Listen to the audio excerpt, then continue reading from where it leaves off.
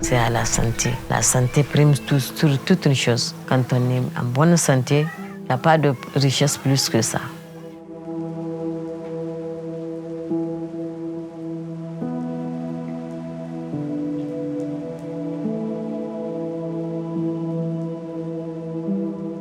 Soyez les bienvenus. En tant que femme leader, je combats, je mène un grand combat. Les enfants là qui souffrent, qu'on puisse les aider. Aiwa kampali on naidi manna aigo koron aibo ngogo doru aigi yeli aiga gartu he ayo kango nango warai zinkuno girbi hinka. Oui, il y a des centres de santé qu'on peut se faire soigner, mais si on n'y a pas d'argent, on ne peut pas le faire. Quelquefois, on amène l'enfant, 5 minutes après, il meurt.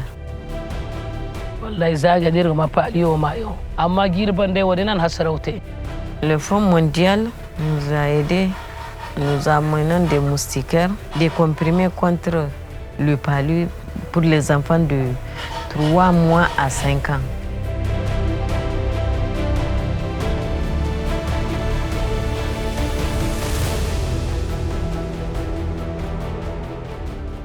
Nous avons également, au niveau du ministère, mis en place ce que nous appelons une chaîne unique d'approvisionnement des médicaments qui nous permettra d'assurer un approvisionnement jusqu'au dernier kilomètre. L'appui du Fonds mondial a contribué à implémenter toutes les stratégies de mise en œuvre du plan national stratégique de lutte contre le paludisme. Toutes les interventions à travers ces programmes apportent un apport global, un appui global au système de santé. Quand vous prenez par exemple l'appui au développement de la plateforme de l'information sanitaire, l'information sanitaire ce n'est pas que le paludisme, ça concerne l'ensemble du système de santé. Quand vous prenez la chaîne unique d'approvisionnement, le système il est renforcé dans toute sa globalité parce qu'il n'y a pas que les produits de lutte contre le paludisme qui sont acheminés ou qui sont approvisionnés à travers cette chaîne-là. C'est l'ensemble des approvisionnements du pays qui sont concernés. Le système, c'est la porte d'entrée du Fonds mondial dans le pays. C'est l'interface entre le gouvernement et le Fonds mondial. Et il est composé d'une grande partie par de la société civile, par des malades de paludisme. Notre grand souhait, c'est que d'ici 2030, que nous nous retrouvions avec un Niger sans palud. Quand je vois déjà les efforts qui ont été faits depuis 2013 à aujourd'hui, nous sommes passés à une incidence de 596 cas pour 1000 habitants. En 2019, quand nous avons évalué, on est revenu à quelque chose de 280 cas par 1000 habitants. Donc vraiment, des progrès énormes ont été faits grâce à cet appui-là. Ça ne peut pas être une affaire du Niger, c'est une affaire de l'Afrique essentiellement et du monde en général. Pour l'avenir, ce que je souhaite, ce que je pense, ce que je veux, que le palu soit éradiqué dans notre pays à jamais. J'aimerais que nous soyons déterminés à ce travail, que les femmes soient fières de notre travail, du combat que nous menons.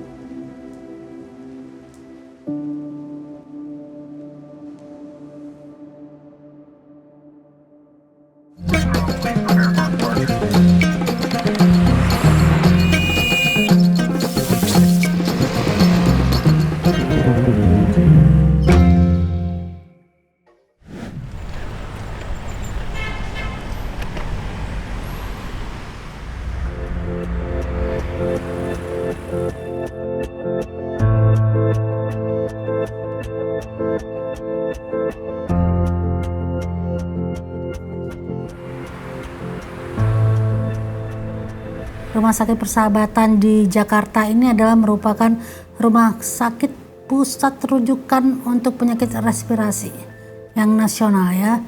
Jadi ada tiga kegiatan yang memang merupakan tugas kami ya. Pertama adalah pelayanan, kemudian pendidikan dan riset.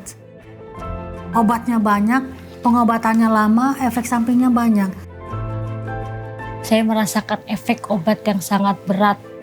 Sampai muntah-muntah, sampai saya tuh kekurangan darah, rasanya tuh saya udah kayaknya tuh saya udah nggak ada pikiran untuk hidup lagi gitu buat saya. Dan apa bahayanya kalau orang tidak selesai minum obat akan menjadi pasien TB resisten obat.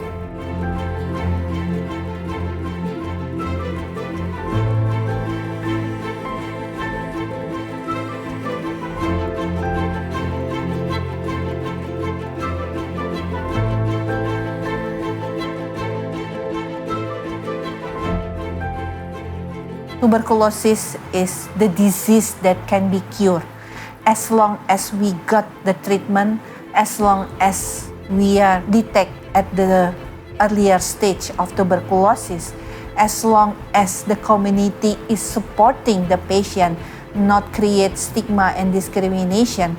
Awal mulanya saya tahu saya positif HIV. Saya menikah dengan suami saya ini. Dan di tahun 2020 saya punya TBRO. Orang-orang dengan HIV ini sistem imunnya turun, rendah. Sehingga mudah sekali terinfeksi oleh kuman maupun bakteri atau virus apapun yang lain. Awalnya saya tahu saya punya penyakit TB itu, awalnya saya batuk. Selama 2 bulan saya tidak sembuh.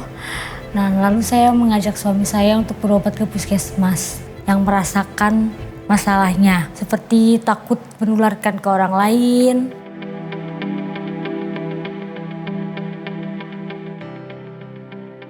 Dan sekarang bukan saja rumah sakit kami yang sudah melaksanakan pelayanan TB resisten obat ini, tapi lebih dari 250 center sekarang. Jadi ini suatu perkembangan yang luar biasa.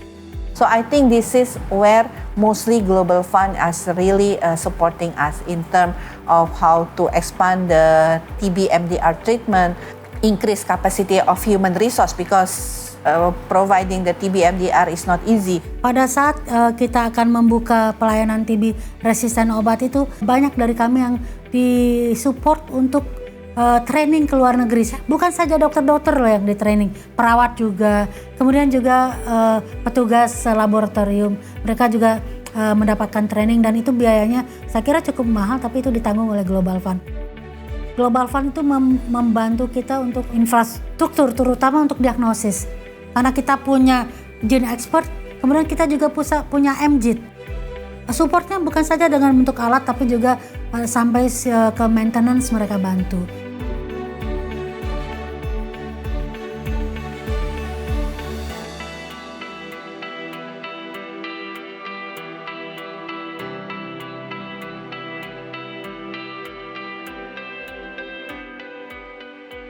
Bahwa kita semua mulai dari Departemen Kesehatan, pelayanan, semuanya sibuk sekali dengan COVID ini. Dan dokter paru adalah garda terdepan pada saat pandemi COVID ini. Jadi kalau seluruh lapisan masyarakat, seluruh lapisan pemangku kebijakan di atas sana juga melakukan ikhtiar untuk tuberkulosis sebagaimana untuk COVID, saya sangat-sangat yakin bahwa TB juga bisa dieliminasi.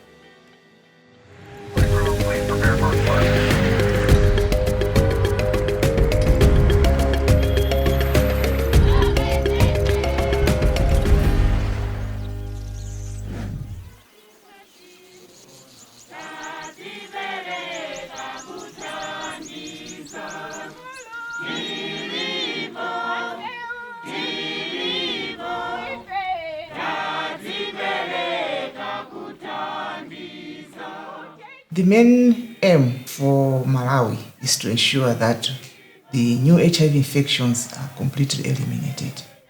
Our goal is to end AIDS as a public health threat by the year 2030.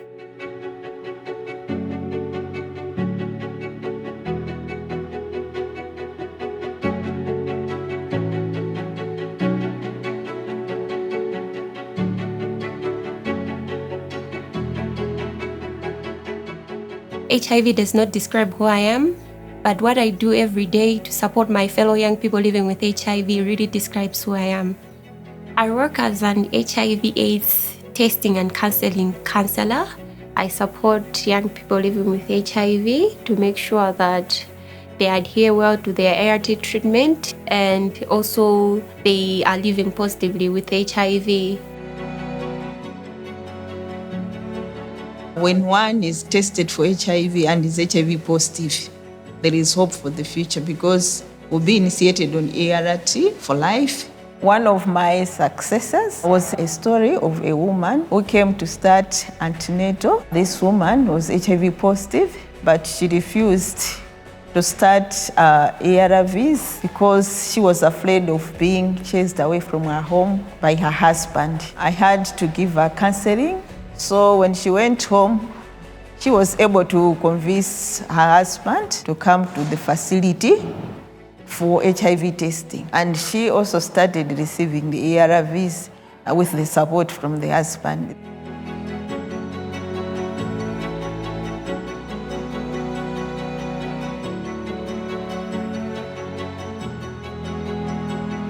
Malawi has made a lot of progress since we had the epidemic in the late 80s and early 90s. We were seeing 75,000 new infections then in the early 2000s. Now the new infections have been reduced to 19,000. But also the life expectancy has improved. We used to have 45 as the life expectancy. Now we are at 63. There have been a lot of improvements in terms of how people access antiretroviral drugs, which are procured through the Global Fund. Ineyo ndinaizetsa mu chaka cha 2000 ndinaizetsa mwa ARV kulibe pamene panopa ndi test and treat. Since the Global Fund always support our ART treatment, we have never run out of drugs. Particularly where the treatment program is concerned, Global Fund is a very critical partner because we're talking of lives of people at stake.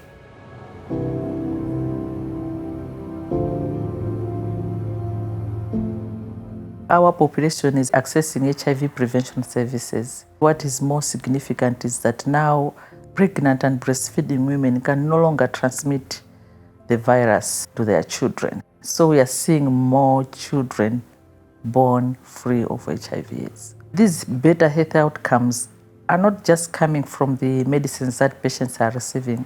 Our health systems have been strengthened, particularly the areas of human resource recruitment and training. With Global Fund support, we're able to recruit additional healthcare workers, but also they supported both pre-service as well as in-service training. We have improved infrastructure in terms of availability of buildings or space for patient care, even power to the facilities in the rural areas in form of solar. We have also expanded access of services to hard-to-reach areas, so we have expanded access to almost the whole population and even special population groups. But when you dissect the populations, you find that there are some subpopulations where new infections are still very high. Example, adolescent girls and young women and key populations.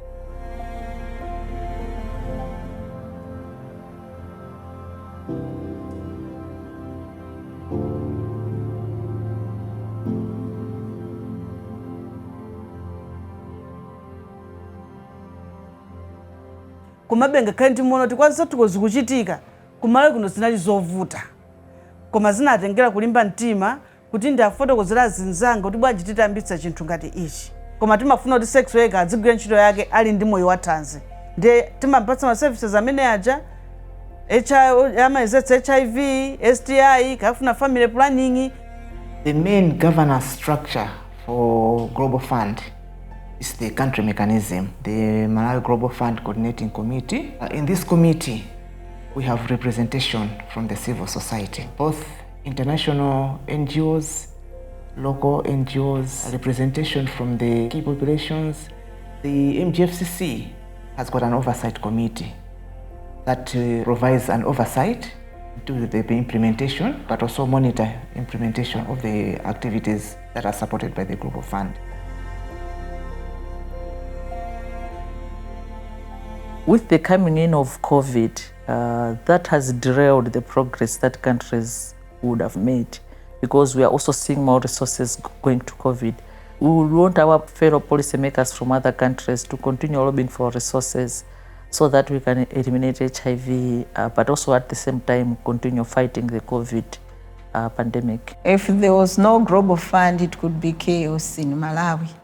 Global Fund supports us with a recruitment of nurses and HSAs, COVID-19 test kits, buying of oxygen cylinders as well as oxygen. If there was no global fund in Malawi, I feel like a lot of people would have died of AIDS-related illnesses. My hope for the future is to see an HIV-free generation in Malawi. And we can only achieve that if we have continued donor support.